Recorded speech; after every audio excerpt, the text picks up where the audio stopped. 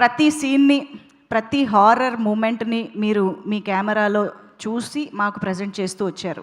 కానీ ఏదైనా ఒక మూమెంట్ మీ రియల్ లెన్స్ తోటి ఎప్పుడైనా ఇలాంటి హారిఫైయింగ్ మూమెంట్స్ చూసారా?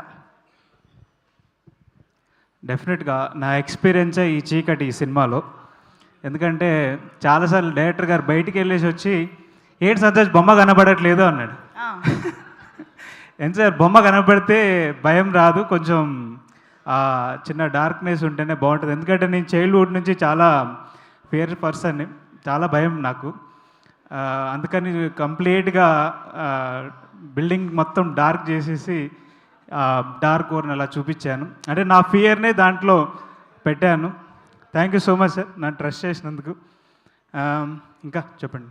అదే అంటే మీ రియల్ లెన్స్ అంటే మీ నేకెడ్ ఐతో మీరు చూసిన హారర్ మూమెంట్స్ ఏమైనా ఉన్నాయా? అంటే రియల్ లైఫ్లో ఎప్పుడైనా అలాంటివి ఎక్స్పీరియన్స్ చేశారా? యాక్చువల్లీ ఉందని ఫీల్ అయ్యాను, కానీ తర్వాత మార్నింగ్ చూస్తే అది ఏదో క్లాత్ ఇలా ఉండేది. నైట్ టైం అంటే విలేజ్లో ఉన్నప్పుడు మైట్ బి నేను ఒక 10th అలా ఉండుంటా, అంటే ఆల్మోస్ట్ ఆ టైంలో బయటికి కామన్గా మనకి ఆ టైంలో వాష్రూమ్స్ కూడా అవైలబుల్ ఉండవు, బయటికి వెళ్ళాలి. వెళ్తే ఆ క్లాత్ ఏదో చెట్టుకి ఇలా ఊగుతుంది. జనరల్గా విలేజెస్లో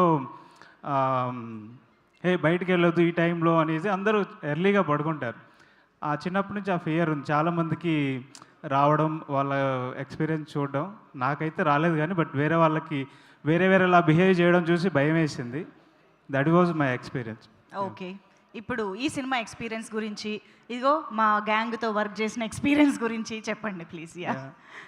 వీళ్ళందరూ యాక్చువల్లీ సిరీస్ చాలా భయము, ఎవరన్నా ఒకరు ఉండాలి. అటు వెళ్తే ఏం సార్ ఇంత చీకటి చేశారంటే, మరి చీకటి ఉంటేనే కదా భయం, తనకు లైట్ ఉంటే ఫియర్ ఉండదు. So that was a real experience ఎవరికైనా. సో అది ఆ మూడు సినిమా ఎంటైర్ ఈ బిల్డింగ్లో క్యారీ చేసాం. ఫస్ట్ అయితే సింపుల్గా మంచిగా టూర్ వెళ్ళినట్టు వెళ్ళాం, అరకు బయట సరదాగా. ఇప్పుడు సాంగ్ చూశారు కదా, చాలా సరదాగా స్టార్ట్ చేసి తర్వాత బిల్డింగ్లోకి వెళ్ళి అందరినీ భయపెట్టించారు మా డైరెక్టర్ గారు. అది థ్యాంక్ యూ అండి. ఇంకేమైనా చెప్పాలనుకుంటే చెప్పచ్చు, లేదంటే కూర్చోవచ్చు. యాక్చువల్లీ ఎక్కువ గుర్తు రావట్లేదు, but thank you so much media వాళ్ళకి. చాలా బాగా రీచ్ చేశారు సినిమాని.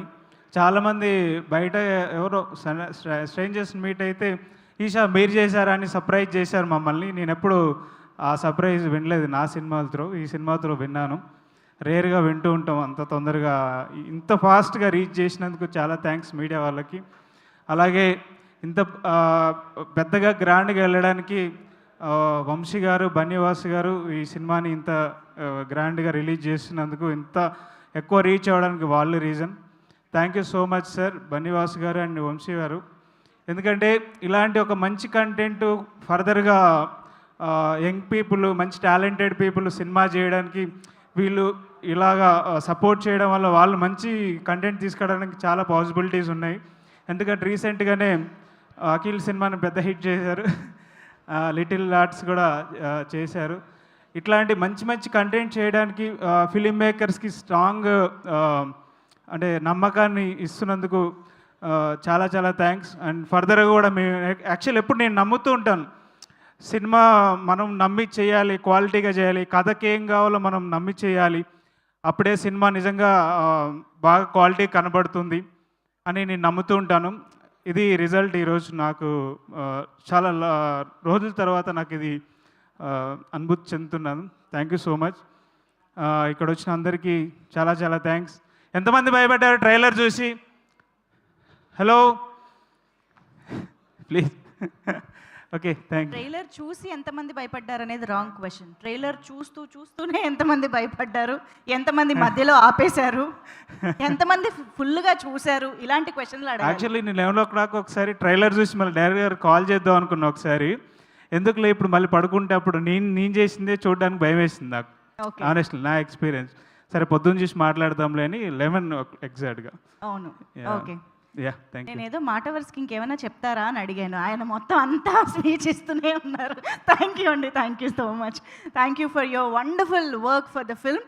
ఓకే, సో హాంటెడ్ నైట్లో ఇందాక మనం ఆ పాట విన్నాం, ఫ్రెండ్షిప్ సాంగ్. అది మాత్రం బాగా